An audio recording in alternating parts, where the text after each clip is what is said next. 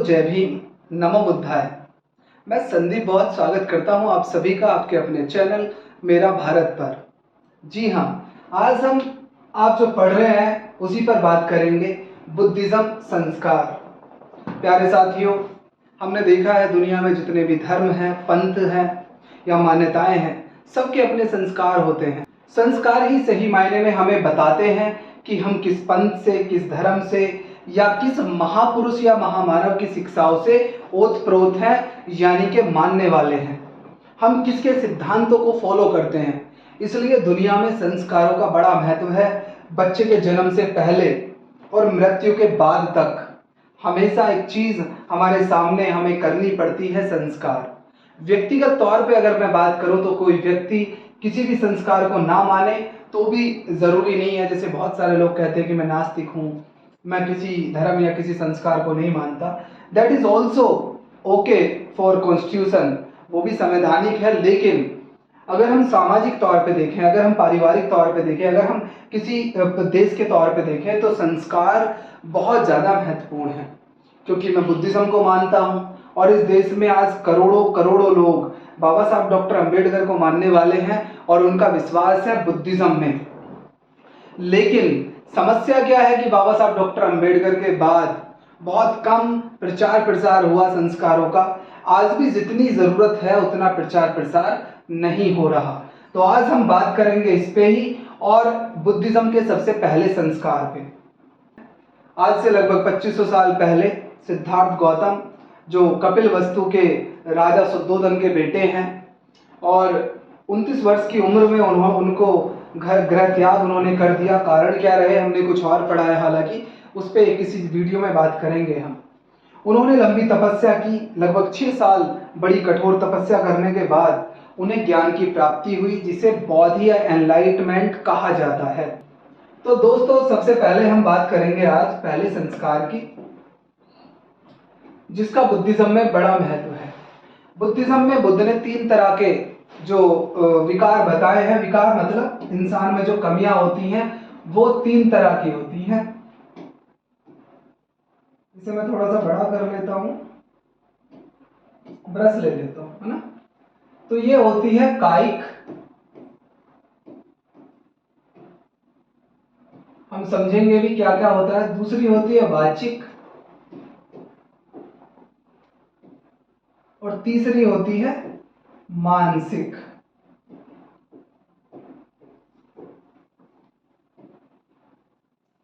अब कायिक होती है, कायिक जैसे कि शब्द से ही पता लग रहा है, काया यानी कि बॉडी से होने वाले दोष या बुराइयां। जैसे हमने किसी को जबरदस्ती मारा बेवजह के, हिंसा, हमने कोई गलत कार्य किया हाथों से, है ना, चोरी की, या किसी के साथ रेप किया, किसी को छेड़ा, छीटाकसी की, व्यभिचार किया। ये सारी चीजें यानी कि शरीर से होने वाले जो दोष हैं वो आते हैं कायिक। इंसान में सभी में लगभग कमियां ज्यादा पाए जाते हैं। दूसरा होता है वाचिक। मेरी लैंग्वेज पे मत जाना, मेरी वाचन शक्ति पे जाना। जो मैं बोल रहा हूं इसी को कहते हैं वाचिक, यानी कि वाणी से होने वाले दोष। हमने गाली दे दी, हम किसी की तारीफ कर देते हैं, किसी की बुराई कर देते हैं, तो उसी से सामने वाले के ऊपर प्रभाव पड़ता है। तो वाणी से जो हम भी कहते हैं अच्छा या बुरा, उसको वाचिक कहा गया है। उसमें जो दोष है, जैसे चुगली करना, किसी को गालियां देना, किसी को कटु शब्द बोलना या फालतू की बात करना। तीसरा है मानसिक। ये दोनों करने से पहले, क्योंकि बुद्ध ने सुपीरियर किसको कहा, मन। मन सभी प्रवृत्तियों का अगुवा है। तो सब चीज शुरुआत कहां से होती है, यहां से। मैंने अभी तक रेप नहीं किया, लेकिन हो सकता है मेरे दिमाग में, मेरे भीतर रेप करने की कोई भावना चल रही हो। मैंने अभी तक चोरी नहीं की, लेकिन हो सकता है मेरे भीतर चोरी करने की भावना चल रही हो। मैंने अभी तक कोई किसी को मारा पीटा नहीं, किसी का कत्ल नहीं किया, हो सकता है मेरे दिमाग में वो चल रही हो। तो किसी चीज की शुरुआत यहां से होती है, मन से। तो उसको कहा मानसिक विकार। अब उन्हें दूर करने का जो जीवन भर प्रयास चलता है। अब ये जो कायिक, वाचिक और मानसिक विकार है, बुद्ध की शिक्षाएं और कुछ नहीं है। जीवन भर इन विकारों को दूर करके मानव का अपना जीवन शांति के साथ, और जब वो स्वयं शांत होगा तो समाज और परिवार भी शांत होगा, इसी का प्रयास है। यही बुद्ध की शिक्षाएं हैं। आप इसको प्रैक्टिस कर सकते हैं बार बार, या आप मेडिटेशन के द्वारा, ध्यान के द्वारा अपने भीतर उत्पन्न कर सकते हैं, पैदा कर सकते हैं। मेडिटेशन क्या करता है कि मैं चाहता तो हूं मैं चोरी ना करूं, मैं व्यभिचार ना करूं, मैं किसी को गाली ना दूं, किसी से नफरत ना करूं, ईर्ष्या ना करूं, लेकिन फिर भी मैं कर जाता हूं, मैं ना चाहते हुए भी कर जाता हूं। तो उसको बिल्कुल कैसे ना करें, उससे कैसे छुटकारा पाया जाए, उसको ध्यान कहते हैं। वो मेडिटेशन से होता है, लेकिन आज हम उसको नहीं सोच से पढ़ेंगे। आज हम पढ़ेंगे वो पहला जो संस्कार है। हमने यहां देखा है बुद्ध वंदना। तो बुद्धिज्म में किस तरीके की पूजा होती है, पूजा शब्द मैं इसलिए प्रयोग कर रहा हूं ताकि लोग उसको आसानी से समझ लें। लेकिन यहां किसी ईश्वर की, किसी प्राकृतिक शक्ति से मैं वरदान नहीं मांगता, और अगर कोई ऐसा करता है तो वो गलत करता है, क्योंकि बुद्ध ने उसके लिए कभी भी नहीं कहा, कोई ऐसा रास्ता नहीं दिया। ये बुद्ध वंदना क्या है, त्रिशरण क्या है और पंचशील क्या है, हम इनको आज समझेंगे। इसको पूरी को मिला के ही हम, वैसे तो इसके 3 पार्ट है, लेकिन जब भी हम कहते हैं कोई संस्कार बुद्धिज्म में पहला, वो यही है बुद्ध वंदना। अब ये पहला इसका पार्ट क्या है बुद्ध वंदना में, नमो तस्स भगवतो अरहतो सम्मा संबुद्धस्स। नमो तस्स भगवतो अरहतो सम्मा संबुद्धस्स। नमो तस्स भगवतो अरहतो सम्मा संबुद्धस्स। नमो तस्स, मैं उनको नमन करता हूं, भगवतो जो भगवान है।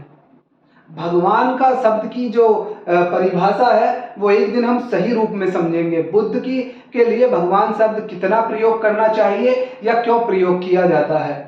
अरहत, जो अरहत है, इनके अलग अलग मीनिंग्स हैं, वो डिटेल में एक बार अलग अलग वीडियो में हम बताएंगे। लेकिन जो अरहत है, बुद्धिज्म में एक अरहत होता है जो सम्मा संबुद्ध है, जो स्वयं से बुद्ध बना है, मैं उसको नमन करता हूं या करती हूं। महिला और पुरुष दोनों के लिए समान है पूजा, पूजा या बुद्ध वंदना, उसमें कोई भी अंतर नहीं है। था दूसरा आता है त्रिशरण, यानी कि सबसे पहले जो नमन हम कर रहे हैं हर एक बुद्ध को जो होगा आगे, उसके लिए भी यही, कोई भी बुद्धा हो सकता है, आप हो सकते हैं, मैं हो सकता हूं, बशर्ते कि उस मानकों को, उन मानदंडों को पूरा करें, और मैं बुद्ध हो सकता हूं। उस स्टेज पर मैं अगर पहुंच जाऊं तो मैं भी बुद्ध कहला सकता हूं। दूसरा है त्रिशरण, बुद्धं शरणं गच्छामि, धम्मं शरणं गच्छामि, संघं शरणं गच्छामि। ये पाली में है, कोई संस्कृत ना समझे। तो ये 3 बार हम कहते हैं, द्वितीयाम्पि बुद्धं शरणं गच्छामि। जो त्रिशरण है उसको 3 बार इसलिए बुद्ध ने रखा, जो साहित्य में लिखा आता है कि एक बार में जब भी कोई आदमी बुद्ध की शरण में जाएगा, बुद्ध के धर्म में जाएगा, धम्म में जाएगा, सही मायने में तो वो धम्म है, धर्म और धम्म में थोड़ा सा अंतर है, वो समझेंगे किसी दिन। जब वो धम्म में प्रवेश करेगा, संघ में प्रवेश करेगा, ये देखो ये तीनों चीजें हैं, बुद्ध की शरण में, धम्म की शरण में, संघ की शरण में। तो 3 बार उससे कंफर्मेशन ली जाती थी कि कहीं भाई तुम गलत तो नहीं समझ रहे हो। और यहां तक कि अगर कोई बच्चा है तो उसके माता पिता से आज्ञा ली जाती थी कि भाई आपका बच्चा धम्म की शरण में आना चाहता है, बुद्ध की शरण में आना चाहता है, संघ की शरण में आना चाहता है, तो क्या आप अग्री हैं। तो ये भी 3 बार हम लोग बोलते हैं आज भी। अगर कोई व्यक्ति पहली बार शरण में आएगा, वैसे तो बुद्ध वंदना में से बोलते ही हैं, रिपीट इसलिए करते हैं ताकि आपको याद रहे कि आप किसी देवी देवता के लिए नहीं कर रही है, आप किसकी शरण में जा रहे हो, बुद्ध की शरण में। फिर आते हैं पंचशील। अभी हमने जो पढ़े थे 3 तरह के विकार, तो बुद्ध ने जब पहला अपना स्पीच दी, पहली अपनी जो शिक्षाएं प्रचारित शुरू करनी थी, तो उन्होंने कहा दुनिया में मानक होने चाहिए, मापदंड होने चाहिए जीवन के। मापदंड कहते हैं किसी भी स्केल को, यानी कि पैमाना हो कि जीवन सही मायने में हमारा सही चल रहा है या नहीं, हम सही रूप में जीवन को जी रहे हैं नहीं, कोई हम गलतियां तो नहीं कर रहे। तो पहला क्या आता है, पाणातिपाता वेरमणि सिक्खा पदं समाधियामि, यानी कि मैं किसी की भी अकारण हिंसा नहीं करूंगा, मतलब मैं किसी भी को भी परेशान नहीं करूंगा बेवजह, किसी को मारूंगा नहीं, किसी को छेड़ूंगा नहीं, कोई भी ऐसा कार्य मैं नहीं करूंगा जिसकी कोई जरूरत नहीं थी। अगर मजबूरी थी तो अलग चीज है। दूसरा आता है आदिन्य दाना वेरमणि सिक्खा पदं समादियामि, यानी कि मैं किसी से भी कोई भी वस्तु नहीं लूंगा या नहीं लूंगी जब तक उसने मुझे ना दी हो। मैं कोई भी चोरी नहीं करूंगा या नहीं करूंगी, इसका मतलब ये है।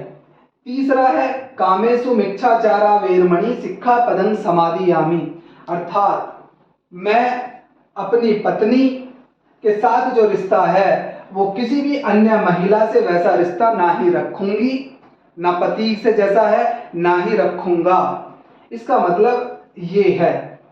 चौथा है मूसावादा वेरमणि सिक्खा पदं समादियामि, अर्थात मैं किसी तरह की चुगली चपाती फालतू बोलना ना ही करूंगा और ना ही करूंगी। और पांचवा है सुरा मेरे मज्ज पदामठाणा वेरमणि सिक्खा पदं समादियामि, अर्थात मैं किसी भी तरह का नशा, कच्ची पक्की दारू, जुआ, गुटखा, बीड़ी, किसी भी तरह का नशा, क्योंकि बुद्ध के समय में बहुत सारे विकार भी उस समय भी थे, हमेशा ही रहे हैं। जितने भी लोग ये कहते हैं कि पुराना समय बहुत अच्छा था, वो लोग भूल जाते हैं कि अगर पुराने लोग इतने ही बढ़िया थे तो फिर बुद्ध, नानक, कबीर, महावीर या ये जितने भी ऋषि मुनि हुए या महापुरुष हुए वो समझा किसको रहे थे? अगर पुराने लोग इतने बढ़िया थे तो फिर ये समझा किसको रहे थे? तो इसलिए इस गलतफहमी में ना रहे कि पुराने लोग बहुत बढ़िया थे। पुराने लोग और भी ज्यादा जाहिल थे। पुराने लोगों ने तो आदमी को नीच साबित करके चले गए। आज कोई नहीं कहता इस बात को, जल्दी से स्वीकार भी नहीं कर रहे लोग। वो भी स्वीकार करने को तैयार नहीं है जो अपना धर्म मानते हैं उनको, लेकिन उनकी मजबूरी है। लेकिन फिर भी मैं बता दूं, पुराने लोग ज्यादा जाहिल थे। उसके बाद हम 3 बार भवतु सब मंगलम बोलते हैं या साधु साधु साधु बोलते हैं अगर कोई भंते इस बुद्ध वंदना को कराते हैं। तो दोस्तों हमने समझा जो बुद्धिज्म का पहला संस्कार है उसके 3 पार्ट होते हैं। अब ये जो पंचशील है, ये जो विकार हमने बताए कायिक, वाचिक और मानसिक, उनको दूर करने के लिए ही बुद्ध ने बताए हैं। ये सबसे प्रथम स्टेज है बेसिक। जब हम इसको रिपीट करते हैं बार बार और अभ्यास करते हैं तो यकीनन हमारे जीवन में बदलाव आएगा, और जब हमारे जीवन में बदलाव आएगा तो परिवार और समाज में बदलाव आएगा। तो जितने भी बुद्ध को मानने वाले हैं, बाबा साहब को मानने वाले हैं, वो एक बात को ध्यान दें, जीवन में संस्कारों का बड़ा महत्व होता है।